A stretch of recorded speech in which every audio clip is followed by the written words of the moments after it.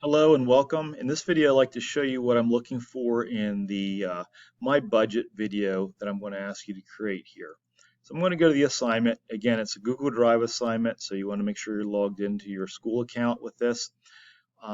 What I'm asking you to do here is we're going to create a budget based upon your career interests. So we need to first find out what you can expect sort of to make, okay, with a certain career. And again, we haven't really talked about that much in class, but again, what do you want to be when you grow up? So this is the gist of what we're doing here. So in the assignment details and directions here on the page, you want to scroll down to the very bottom.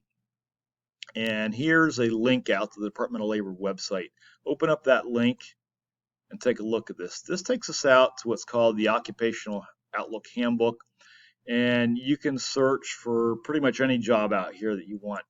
Now, sometimes, especially when you get like in the specialty areas, they may not have that particular specialty. It might be a little bit more general. So if you're looking for a surgeon, okay, you might have some breakdown, but you may not have a lot of different breakdowns with things. So let's just say, I want to go into the accounting field and I want to find out more about that. Like, what kind of salary can I expect?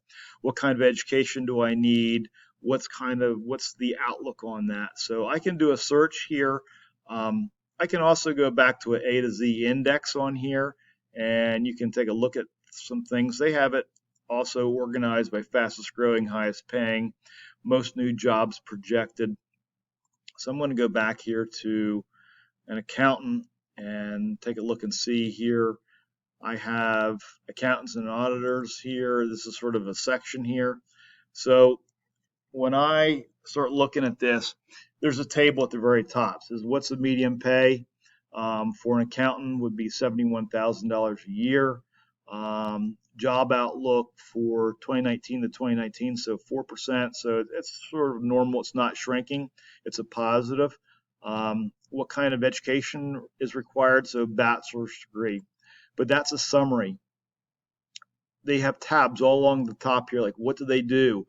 Okay, what's the work environment? How to become one. So if I click on that, how to become one, so it talks about education. What kind of licenses and certifications and registrations do accountants have to do? So there's a CPA exam that they have to take.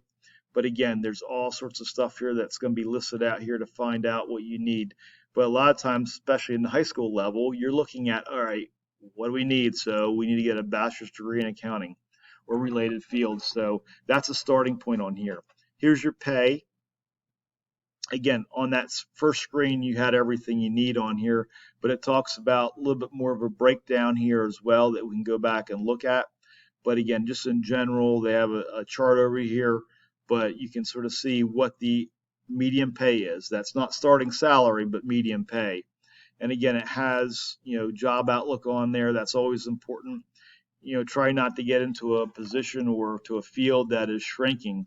That can become a challenge. So instead of having, only a handful of applicants for a job, where you have fast growth, if you're in a situation where you have a negative growth, you're going to have hundreds of applicants for one job. So it becomes a little bit more challenging. Not saying you can't get the job, but again, it makes it more difficult. Has other things out here that's interesting, state and area data. A lot of times it does talk about like links out for state and to find out more about that. But again, not really needed for this exercise. Similar occupations. Again, it lists some things here as well. So you can sort of see and get into some other areas here. So going back to the summary page, this is what I need. So like the 71,550, that's what I'm looking for. That's the medium pay that I want to remember and plug in here. So when I start this assignment, you'll come up here and click on my document and you'll get started on this. And you're going to open up this budget here. So this is where you want to go back in and plug some things in. So where it says career position, this is where you'll type in accounting. In the green box, this is where you want to plug in the median pay. So instead of being 60,000, this is where you want to go back to this right here, that 71,550, and you'll plug that in here. all right, and you'll update that. So that will be according to the plan on this. And then the rest, these yellow boxes, you have to build formulas to break this down and generate the answer for us. So I'm going to refresh your memory with this just as a basic example on how to do this. Now I list the logic of the formula out here on the right hand side. If you remember in Excel or Google Sheets, whenever you do a formula, you have to start off with an equal sign. So I'm going to type in equals, and it says gross income times 30. If you watch the deduction video, you're going to know all about like these different taxes and what gross income, net income, disposable income, they all mean. So here's my gross income of the whatever amount we're picking, and then we want to multiply it. So in Google Sheets and Excel, you have to use the asterisk to multiply, so that's why it's listed there. So do your asterisk, and I'm going to type in 30%. So this is just an average of how much you're going to take out of your pay for taxes.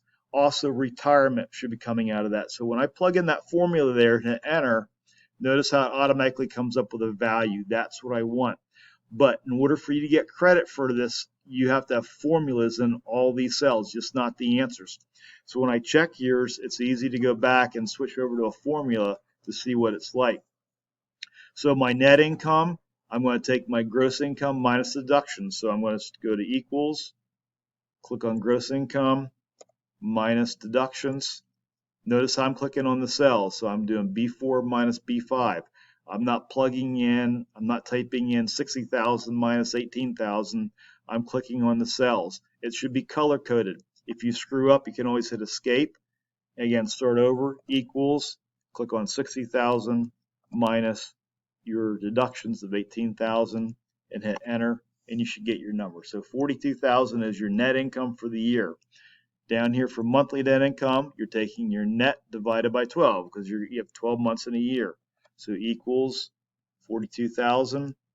And again, the divide symbol is a slash, 12, enter, and that gives you your income. So one of the things you first have to do when you're doing a budget is determine how often are you doing your budget for? Is it weekly? Is it monthly? Most people do a monthly budget. So we got to then figure out how much income you're going to have in the month. And now you start looking at these categories right here, and here's where you take your monthly net income and you're multiplying it by a certain percent. So these percentages are given from NEFI as a starting point. It's not carved in stone. This is what you need. But it's trying to avoid that you're like paying like 60% of your salary for your housing. That's not going to work out. There's no way you can survive on that. There's other bills you've got to pay. Student loans, food, utilities, gas, savings, all very important. So when you're all said and done, you would add everything up. Again, if you plug all this stuff in, again, all I'm doing is you're doing equals your monthly net income times 30%. So again, you don't have to convert this to a decimal. Just type in the percent symbol. You should be good. Hit enter. Again, so what would happen is the total of all these numbers right here will be down below here. So basically, instead of doing a formula, we want to use a function in Excel. You want to use the auto sum feature. So when you're down here in monthly total, I'm going to come up here to the auto sum, hit your drop down menu and do sum. And you have to go back and you're going to have to highlight what cells that you want to add up. Now be careful when you do this that you don't include monthly total. So you want to stop. Your range should be B11 to B21. Hit your enter key. So right now, this is the only thing here. So when you're all said and done, the monthly net income and your monthly total for expenses should be the same. They should be balanced out. You can't be spending more than what you have. But that's the gist on the formulas to set this up and to go through this. There are some orange triangles here in the upper corner. This will sort of tell you what like each category it means. Again, when you start looking at this, is this something you can actually do based upon the salary? One thing, housing is a challenge. One way to reduce, your burden for housing is roommates. So if you have more roommates, you certainly can free up some of the money here and allocate into other areas. But this is simply a starting point for a basic budget on a career position. Let me know if you have any questions. Thanks.